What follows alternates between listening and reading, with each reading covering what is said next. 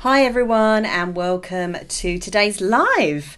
So my name's Sally Garozzo and this is the place to be to get inspiration and motivation on how to make lifestyle interventions that are going to help you have a much better menopause.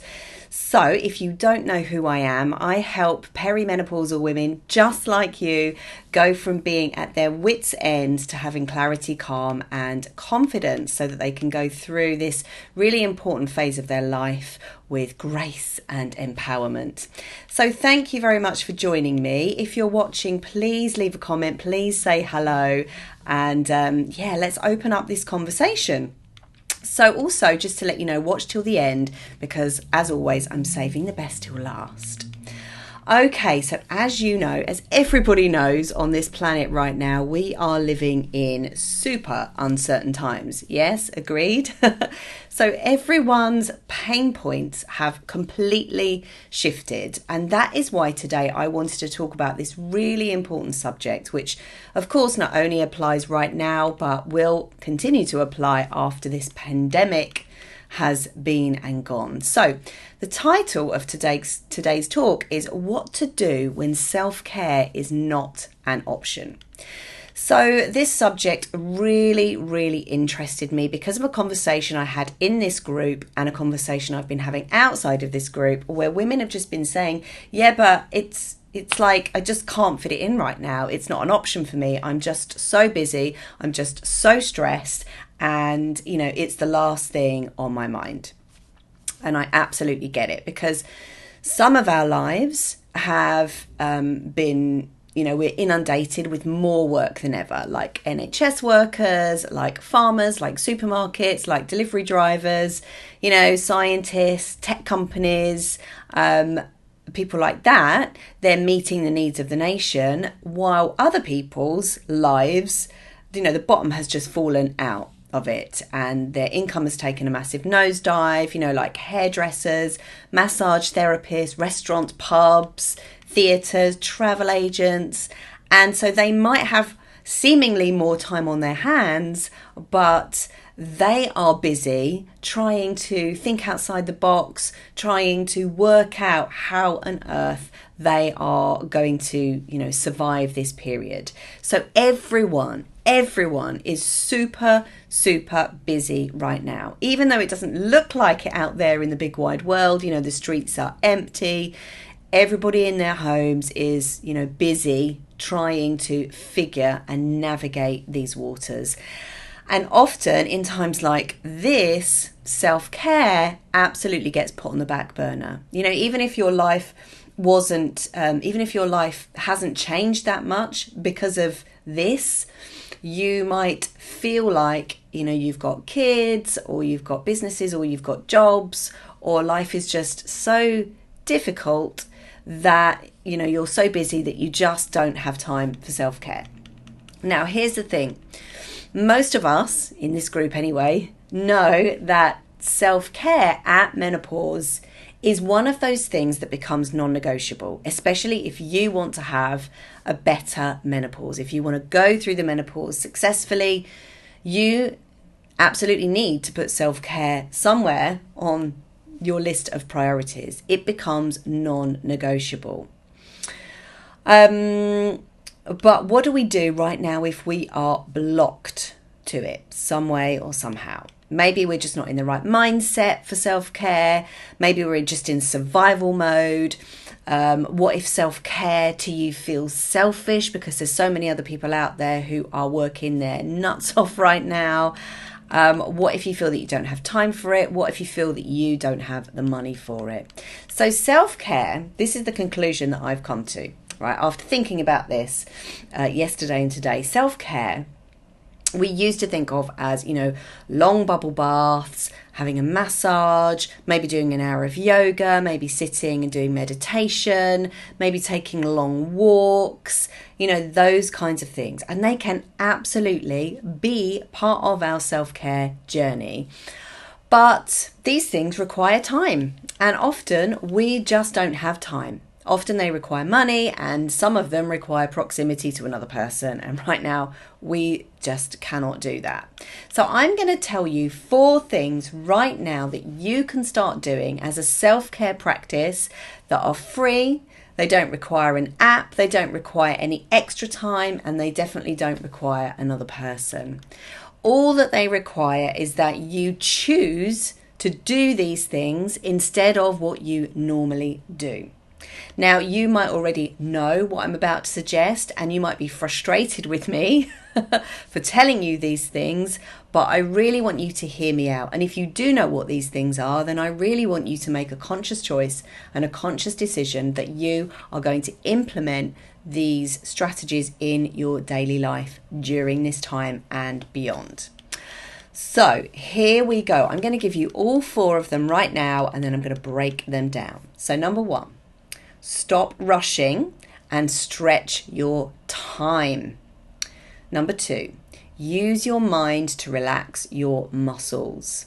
Number 3, deep breathing on the go. And number 4, self-soothing language. All of this can be done on the go. All right, they don't require any sort of sitting for 10 minutes or an hour or whatever. So let's unpack these a little bit then. Number 1 is stop rushing and stretch time. So I'm going to explain this. It's really important that we develop a harmonious relationship with time. We stop trying to fight time.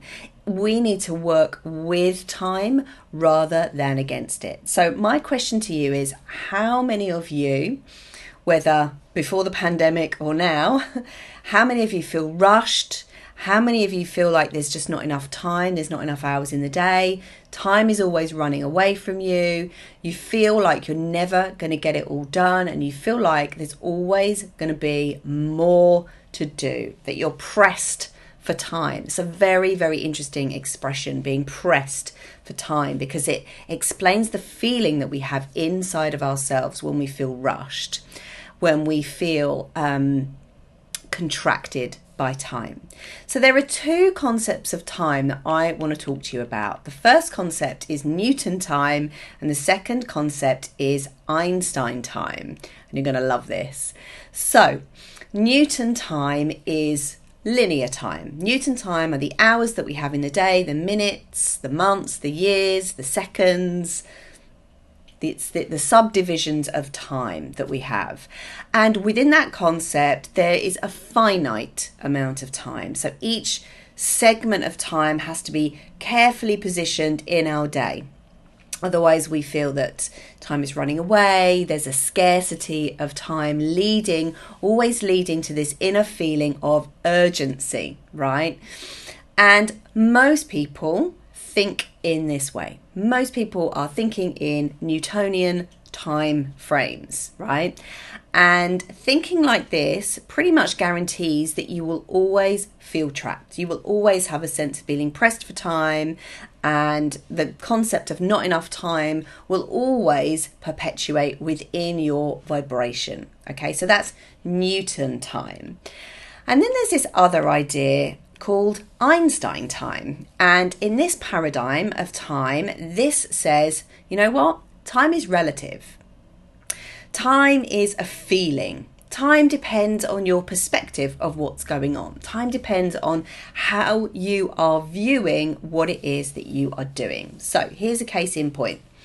Whenever I'm giving a hypnotherapy session, and they normally last between 2.5 hours, time goes like that. There is no feeling of time is dragging. Time has kind of expanded, and I'm expanding into time.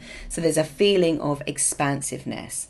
And that's because I love what I do. I'm totally focused. I'm totally in the zone, and I'm going on a journey with my client. So they are in their own movie in their mind, and as they describe what's going on for them, I am in that movie with them. I'm totally immersed in what I'm doing. So when the client wakes up from hypnosis, they will always say, wow, what's the time? And I let them know, and they are astonished because it feels like, only 10 minutes or half an hour has gone by, when in fact, it's 2.5 hours.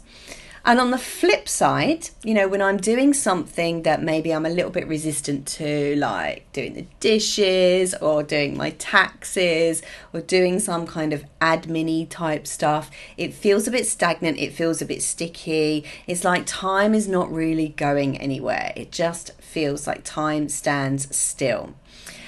And, I often have this weird experience where I will go into the kitchen in the morning, and I always do my kitchen clearing in the morning because I'm too tired in the evening.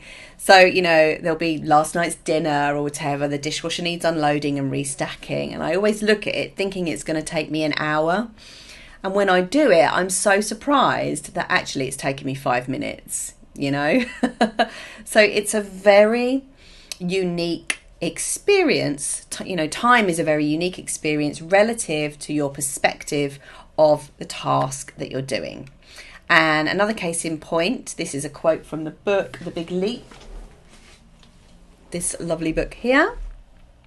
And the quote is, "An hour with your beloved can feel like a minute, and a minute with your hand on a hot stove can feel like an hour." And that's exactly what I mean.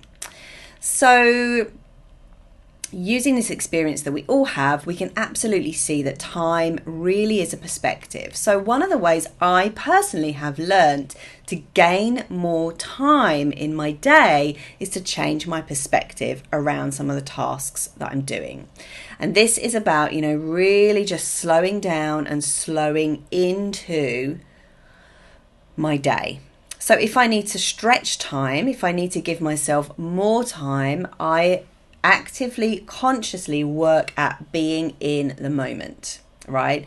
And slowing down what I'm doing. So I will drive slower. So if I'm late, I will go slower rather than rushing, because that actually extends your perception of time and you end up being perfectly on time, right? And this happened to me on the bus once when I literally just thought I had like 10 minutes or something to get to the train station. My train was leaving at this particular time, and on the bus I just breathe, relax, very much in the moment, doing lots of mindfulness, lots of meditation, just totally slow my brain waves down. And of course I ended up getting to the train station with like 5 minutes to spare. So it really is relative. And if you need to contract time, so if you want to speed time up because you're doing something that you don't like, it helps to change your perspective on what you're doing. So imagine what it's going to be like once it's done. Listen to a podcast if that's available to you, or put on some music if that's available to you, or just shift your perspective. Stop clock watching. Clock watching is the worst thing if you're feeling tired, if you're feeling like you just want time to go. You need to not do that and just try to immerse yourself more in what you are doing. Often this happens to me if it's at the end of the day and I'm teaching like an hour and a half singing lesson and I'm really, really tired. Every minute can feel like an hour. So I make a commitment to myself that I will just do my best to not look at the clock and fully immerse myself in what my client's doing, like really engage with them, breathe with them, maybe do some exercises with them that are a little slower, that are a little bit more going to help me as well as them. So there's always things that you can do. You've got to be an outside the box thinker if you want to speed up time or slow time down. It's all in your hands. We're not limited to Newtonian time, those segments in the day. Time is relative, time is a perspective. So that's my self-care tip number 1. You can give yourself more time if you choose a different perspective. So self-care tip number 2 then. Use your mind to relax your muscles. So tension is actually a choice, right? We can choose to be tense or we can choose to relax. Now, most people are rushing around, right? Thinking there's not enough time, contracted with their shoulders right up to their ears, their jaw clenched and knotted in their stomach, all right? So Of course, this used to be me, right? And I'm not saying that it's still not me. Of course, I have those moments, but I am so much more aware of how I hold my body. And this has come as a result of having surgery on my back and those muscles in my lower back being super tight. And I remember the physiotherapist saying, God, you walk like a statue. Everything in my back was tight. So I have learnt now just to, relax my back, bend my back, be more fluid in my muscles as well. And this is particularly true of jaw tension too. So your jaw can become very, very locked. Now, what we need to do is to learn to release our muscles, and we can actively release them so they stop sending a signal to the brain which tells us that we're stressed. If our brain is getting a signal from our muscles saying that we're stressed, the brain is going to release more cortisol and adrenaline, which will have the looping effect of making your muscles more tense and stressed. Okay, so it's a loop. You're on a loop here. And you need to go in and break that cycle by consciously letting your muscles go. So how do you do that? One of the things I really love to do is imagine that my muscles are a lot wider and longer than they actually are. So you can try it right now. You can imagine that the distance between your neck, the occiput, your occipital ridge, and your shoulders is longer, because that's the part that really, really gets tense.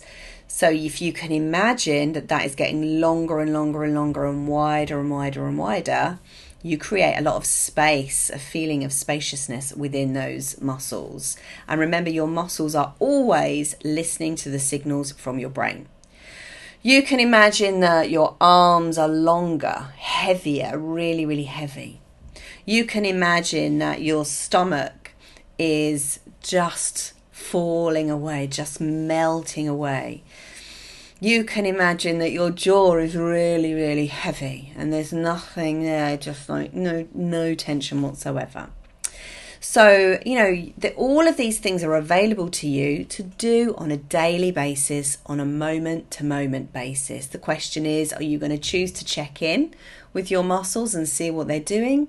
Or are you just going to choose to be on your default fight-flight mode and run around like a headless chicken, tense and stressed? So tip number 3 is breathing deeply on the go. So most of us know that we can sit there for 10 minutes or 15 minutes and do breathing exercises. Great, that's great. If you've got that time, go ahead and do it. But actually, to get the benefits of breathing, we really want to be incorporating it into our daily lives all day, every day. So, shallow breathing, again, sends that signal to the brain that you're tense and stressed, that there's some kind of danger is abounding, right? And if your brain thinks that some kind of danger is abounding, it's going to give you more cortisol and adrenaline, because they are the hormones that are going to keep you alive in this time. So shallow breathing equals stress.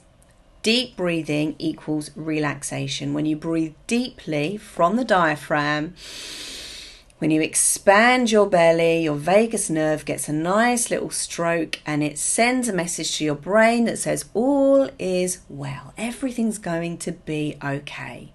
So in the midst of stress, this is when you need to be applying these things the most.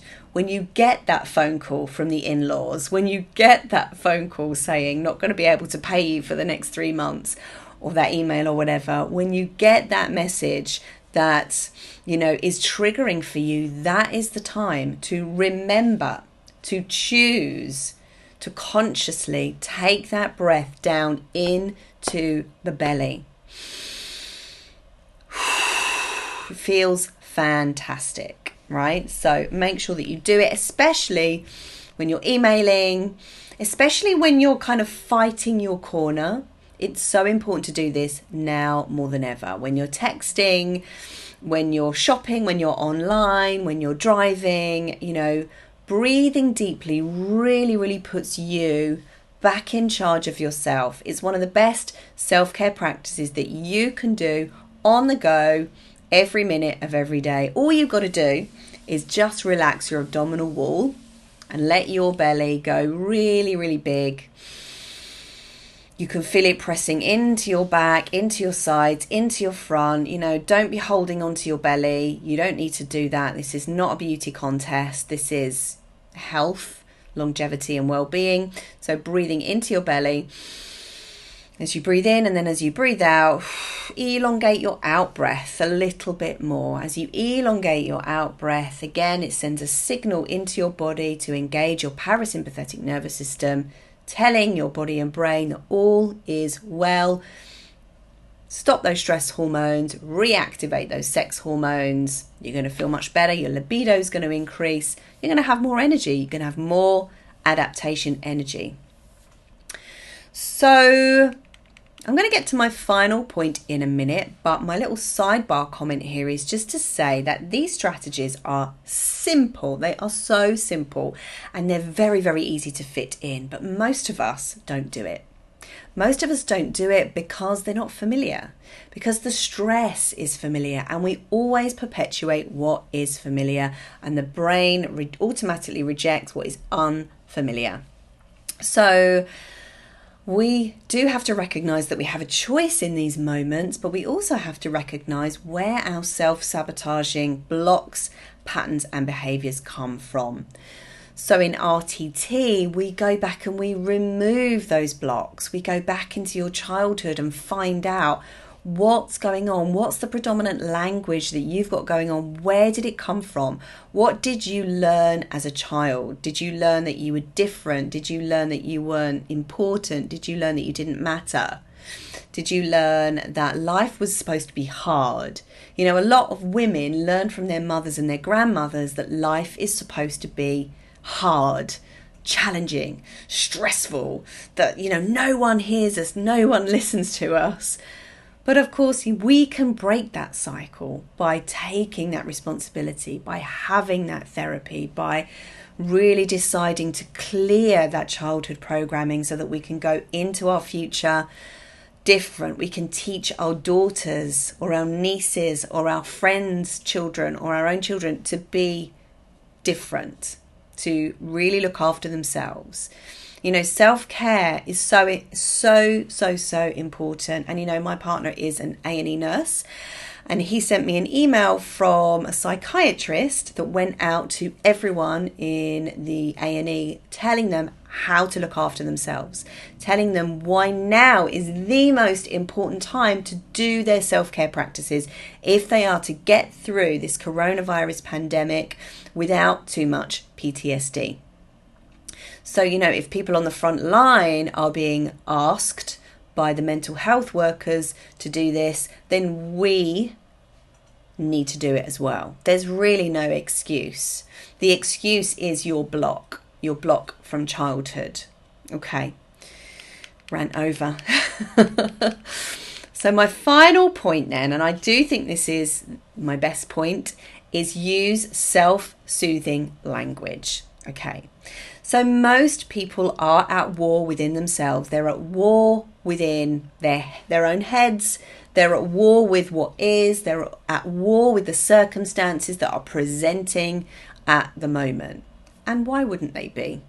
It's different. It's not what we're used to. It's potentially threatening our status quo. We don't like that, right? But this internal conflict creates more stress. Again, more cortisol and adrenaline, which is what we don't want right now.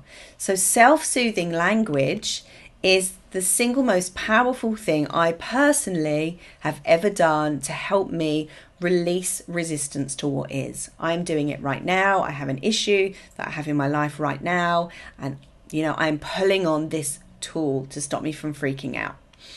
So I'm going to give you a little example. So for example, if you broke your leg, you wouldn't go, oh, well, it's going to get better, right? You would probably go, wow, this really hurts. And, I'm really, really worried that it's not going to get better. And oh my God, it feels really, really weird. And oh my God, and oh my God, and oh my God, right?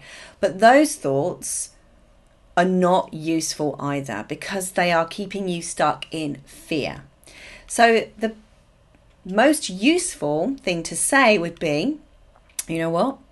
It's okay that I'm worried. It's okay that I feel like worried that my leg might not get back into shape. It's okay that I'm worried about my future. It's okay that I'm worried about the amount of painkillers I'm taking. It's okay that, it's okay that I'm shit scared, that it looks a bit weird. So as you listen to those words that I'm saying, can you feel the difference? One is resisting what is. Oh my God, oh my God, oh my God. Shouldn't be this way. And the other is saying, is just really sort of saying everything that's happening right now is okay. And that it's normal to feel worried. It's normal and it's okay to feel fear. So it's not that it's not okay to be in fear, but it's not okay to worry about being in fear and to be fearful of being in fear and to stay stuck in that panicky mindset. What's most important is for you to self-soothe and to come right back into now and make what is happening now absolutely okay, no matter what is going on in your life at the moment. So yeah, self-soothing means treating you the same, or treating you the same way that you would treat a little person, a little girl, your daughter, or a small child, a wounded, innocent child. Don't make yourself wrong for feeling how you're feeling right now. So rather than saying to yourself something not very useful like, I just don't have the time at the moment. Like, rather than getting defensive about a situation, say to yourself, it's absolutely okay that I feel pressed at the moment. It's absolutely okay that I feel stretched at the moment. It's absolutely okay that I feel like I don't know how I'm going to cope at the moment. It's absolutely okay that I'm not sure if I've got what it takes to adapt in this current climate at the moment. It's absolutely okay to be pissed off with people who are rubbing me up the wrong way at the moment. It's okay to feel impatient if I'm with my kids all day. It doesn't mean that I'm a bad mum. It's okay to feel like I'm a bad mum because this is new to me right now, etc., etc., etc. Do you understand? Do you get the idea? Do you understand the kind of thing that I am getting at? Because with this type of language, what you're doing is you are surrendering to what is. You are not making what is wrong. Let me say that again. You're not making what is wrong. You are making what is not right, not even okay. You're just making what is. And that is all about being on the same team as yourself. That is what being in alignment is. There's no conflict there. So when you're in alignment, when there's no conflict, when you're not at war with yourself, you feel better. Again, cortisol and adrenaline is gone because it says we're not fighting a war. There's nothing to defend. There's nothing to attack. There's nothing to fight against. So cortisol and adrenaline comes down. You can think clearer. You can think cleaner because your prefrontal cortex can go back online, so you get more clarity. You can problem solve easier. And your sex hormones come back online as well. So you feel better, your dopamine, your motivation, your serotonin, all of those things can, start to bubble up. And then from that place, you can start to improve yourself if you want to. From that place, you feel much more motivated to do your exercise, eat better, act in a way that's kind and compassionate to others, have more patience with your kids at this time if any of you are homeschooling, so improvement is built on surrender, really. Surrender to what is, rather than, I must improve because I hate where I'm at right now. It's like a paradox. So those are my 4 self-care things that you can do right now. They don't cost anything. They don't take up any extra time. They are simply mindset shifts. There's no app. You don't have to be with another person. You can do them right now. And I would love to hear how you get on with those and what you thought of those. So in conclusion then, stop rushing and stretch time. Use your mind to relax your muscles. Go big. Breathe deep when you're on the go, and adopt that self-soothing language. So I hoped that has helped you today. It certainly helped me composing that and thinking about that way of thinking today. If you've got any questions or you want to send me a message, maybe you want to ask me something, then please feel free. I'm here for you, and yeah, I can't wait to talk to you. All right, guys, have a wonderful day, and I'll see you next week. Bye.